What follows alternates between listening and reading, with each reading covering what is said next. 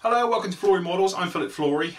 Great week this week, done loads of work on the tank. Okay, yes, I have turned to the dark side. Normally I just do aircraft and all the rest of it, and yes, I do like modern aircraft versus older aircraft. Lots of people ask me to do armour. Normally don't do armour, but I must admit I did do this one here. Thoroughly enjoyed every single minute of doing this tank. A lot of the time I think I hark back to the old days of when it was like hull, top hull, turret, job done. No detail really to it at all. You didn't have to worry about seam lines and polishing and all the rest of it. But what used to drive me mad is road wheels and tracks. You know, painting road wheels. Like this thing's got loads anyway, about 30 or 40 on that one. Painting them all up, which I talked about last week. And tracks as well. Vinyl tracks, horrible things. And I didn't fancy those metal ones where you have to put the pins in and bend them. Oh, nightmare. Anyway, so this one, I must admit, I thoroughly enjoyed it. It's been a real breath of fresh air. I think really what I tend to forget is that when you're building an aircraft, obviously the aircraft manufacturing recently has gone up, some great kits coming out, and the engineering has been fantastic, where literally you don't need filler and you don't need much glue either. Literally they just go together so well with modern engineering. Armour's no different as well. Looking at this tank now, seeing the, obviously it's got aluminium plates on the side, you've got photo etch, you've got steel cable, but just the quality of the tooling for the little tools and all the little pieces in there. And again, that thing basically just dropped together, absolutely fantastic. Yes, it's got the linky track thing, which obviously takes a lot of work to do, but I must admit, I thought it was going to be a nightmare putting it together. But what I did, I put it into two giant long lengths, put them round, put them in, and they fell perfectly. Then all I did, put it up, I had too many in there, and because we did it in PVA, you just peel them off to the right length, touch of super glue, together, job done. The easiest track job I think I've ever done in my life, because vinyl ones just don't work. Okay, but I absolutely have loved that. Have I turned to the dark side of doing armour? Probably not, but I would say I'm grey now, because I will be coming back and doing some more armour. Anyway, part 3 of that is going to be up this week, and then obviously it's probably going to be a 5-parter, so 4 and 5 will be over the next few weeks. Full details of that are on the site and in the forum as well. But I must admit, I've absolutely loved doing something like that. It's something a little bit different. And obviously from my usual things of doing stuff that's sort of, you know, 2.5 foot long to something that's under a foot is quite a nice surprise and doesn't take up the entirety of the bench. But we've had loads of fun weathering it as well. And a lot of things like using the weathering wash onto it, just airbrushing it on and leaving it. And then pigments rubbed around it as well to give it a little bit of depth. It's worked a treat, and I must admit I have enjoyed doing it, so I will be back, as I said, we're doing something else. So anyway, talking of this one, here's a small clip about me doing the weathering. Okay, so we're going to work our way right the way through the weathering. So previously to this, obviously we've got the mask oil on there, and that's the first thing we're going to take off.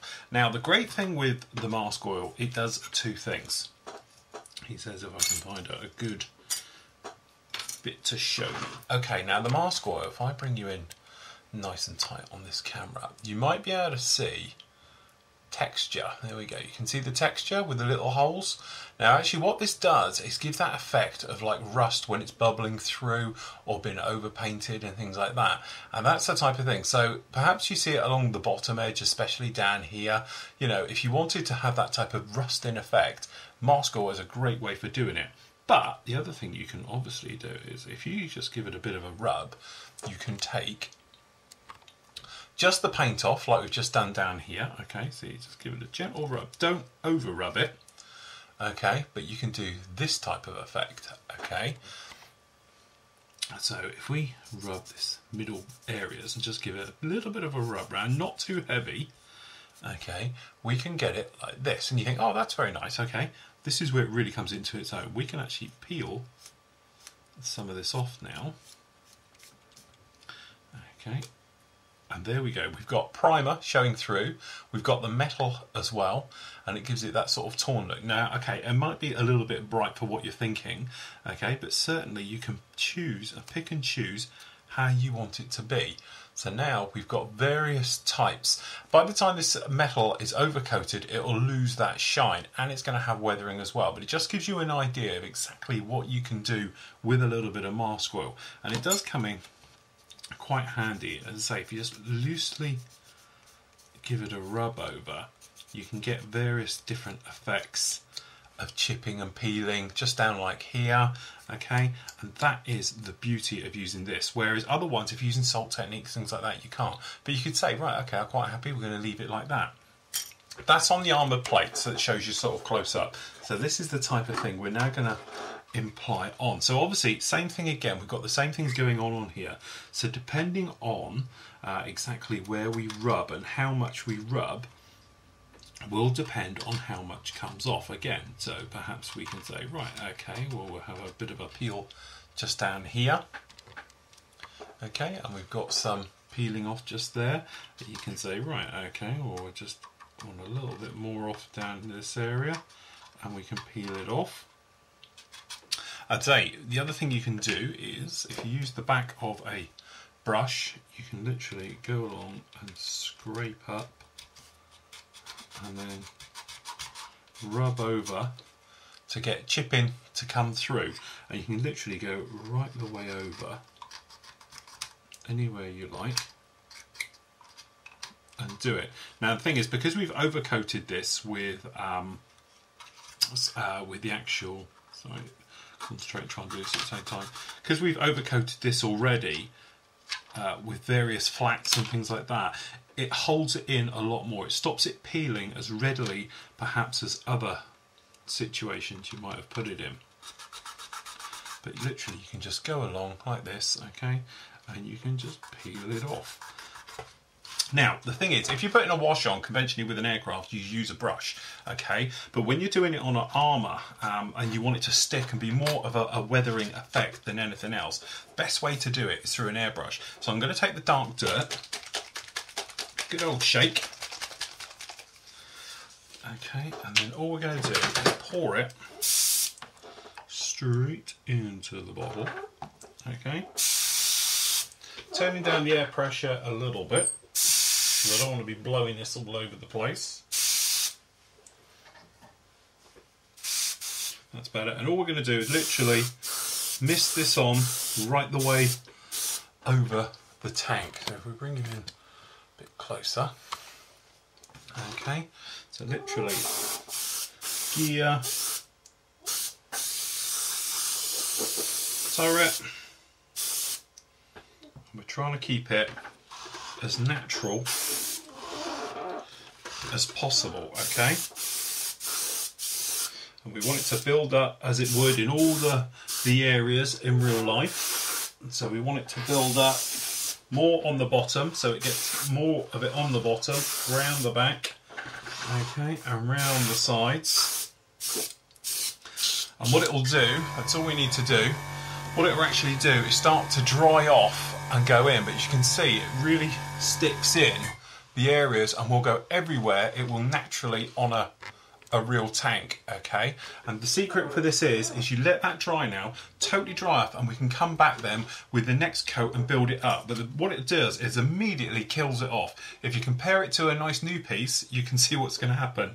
In a moment, we'll put these side ones on and do them again. Okay, so we've got the armour plates back on. Okay, this is to give them really their final wash. Now, obviously, when you look at photos, some of them have them all on, some of them don't. Obviously, mine's a little bit kicked in and well-worn look, shall we say. So we're going to do exactly the same. We're going to flood it to start with. That means it will soak to the lowest points and then naturally let it go.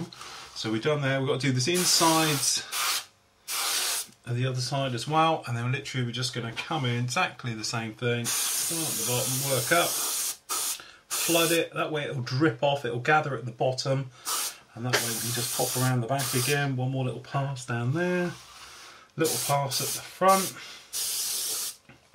little job over there, and there we go. So we can let that dry, just do the inside of the plates, let that dry, and obviously it will fade back a lot. And then we're basically there, and that's straightforward weathering in its simplest form by just coming along and spraying it like that. So okay, we're going to let that totally dry now for about an hour, come back, have a look. In that time, during the hour, if it's drying back and you're thinking, well, I need a little bit more here, a little bit less there, then by all means you can just give it another coat. A bit more down in there, let's see it. You know, give it a little bit more, perhaps build up these layers so it's really muddy down the bottom and everything else. But really, that's the end of the wash, and we haven't even touched it. Other things happening on the site at the moment, got to talk about, is obviously the RAF Odiham trip. Now, we've got 2 places left available for this one, and obviously there's details on the forum about how you can pay. Basically, it's either a personal cheque to me direct or via Flory Models through PayPal. Minimum £20, as we said, per person, and then obviously the maximum is whatever what you want to donate, because it all goes literally to the squadron who are on deployment. It goes to them directly, so they can spend it on what they need when they're in theatre. But as I said, it's going to be a fantastic day. We've got loads planned for you for the day and everything else, and I know everyone who goes on this trip is not going to forget it, okay? But as I said, we've only got 2 places available now.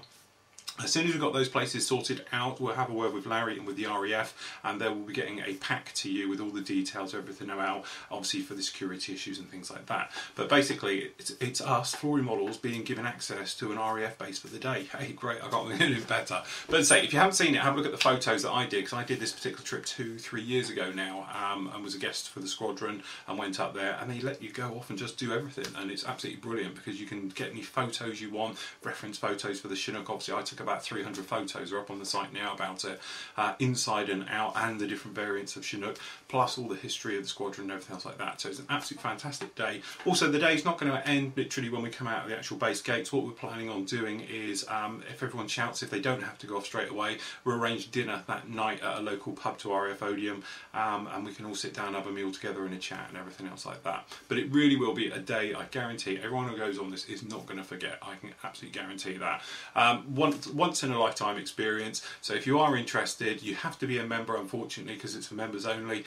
Get in contact with me via the forum. You'll see the list of everyone who's going as well. And because, you know, time's getting on with this one now, what we can do is, if you want to take a friend as well who is a non-member, that's fair enough, no problem with that at all. So that's it. So get your name down for that. 2 places left. Everyone else is making their payments. As I said, no problem with that. As and when you like, it's not a problem at all. Okay, so 2 things happened this week, or 2 things I should say. First of all, my Epic kit turned up at the Seafire. Now, this particular one, you've probably seen me harp on about the 109.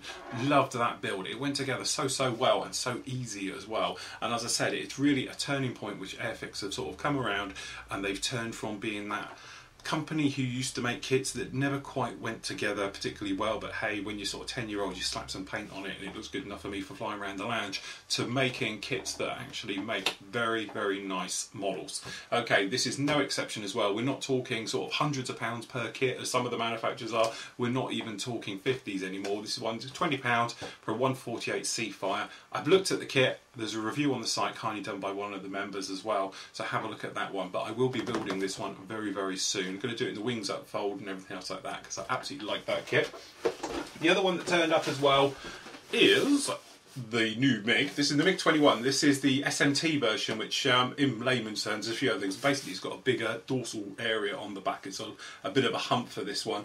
I won't go through the kit, because obviously we have built it. We have got the full review up on the site, and I did it before. You basically just get a few extra bits and pieces in the pack about it. But there again, great markings as usual. And if it sells like the first one did, grab one quick, because you can't find the first MiG-21 now for love nor money. So good, important to get that one through. Excuse my phone.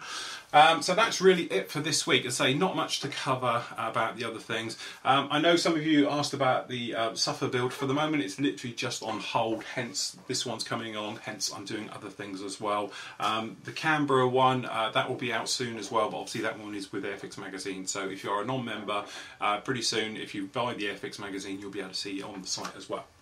Okay, so the other thing as well is the store. Now, sadly, we will be pulling back on what the store carries, purely because, well, 2 reasons. One, it takes up a lot of space, and obviously space is a bit of a premium here, because we do this from home, and whilst we've got quite a large shed, as you know, the wash is manufactured out there, if you saw the Cribs episode of this, and everything else, space is a bit of a problem. Like next to me here, I've got 6 big boxes full of sanding sticks and sanding sponges and things like that. So that's literally cramming me out in this particular area here, and then down obviously out in the shed as well. It's just the same thing. So what we're going to do is pull it back a little bit. So as things go out of stock, we won't replace. We're still going to do obviously the mini drills, all the sanding stuff, as you can imagine, obviously all the washes and pigments and everything we do. It's just all the other bits and pieces like the paint, thinners and glues and stuff like that we'll stop doing as they run out from time. So if you wanted to get it, grab it quick whilst it's there, because once they're out of stock, we won't be replacing. I know it's a bit sad and it's something we wanted to do and push forward from, and having the store and everything else, but it's really time. At the end of the day, as I say, it's just me and Mel, and it doesn't warrant paying somebody to do it because it doesn't make any money anyway. So at the end of the day, it's easier for us to focus. I'm freed up to do more building, which is obviously what I love, and doing, obviously talking to you guys and things like that, and doing the shows and all those types of things. If you've got the store, it just takes up so much time and effort to do it, for, as I say, and it just kills you, because obviously, you know, come sort of 12 o'clock, we're working in the store instead, and that's it. So we've only got a morning for filming. So we will be pulling back on that one, and that way I can refocus on the site, videoing, editing, and obviously talking to you guys, doing the news show and things like that.